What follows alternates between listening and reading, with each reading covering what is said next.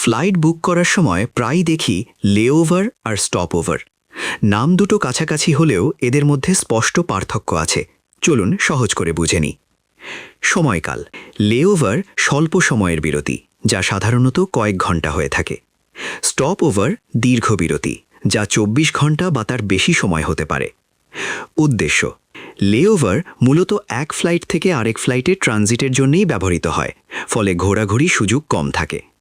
Stopover পরিকল্পিত বিরতি, যেখানে যাত্রীরা কিছু সময় শহর বা দেশটি ঘুরে দেখতে পারেন।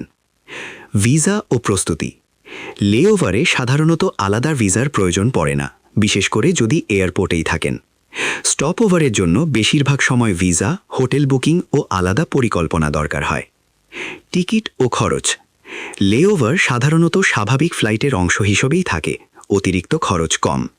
স্টপওভার অনেক সময় আলাদা করে প্ল্যান করতে হয়, তবে কিছু এয়ারলাইন ফ্রি স্টপওভারও দিয়ে থাকে। আপনি কি শুধু দ্রুত গন্তব্যে পৌঁছাতে চান, নাকি মাঝপথেই আরেকটি শহর ঘুরে দেখতে চান?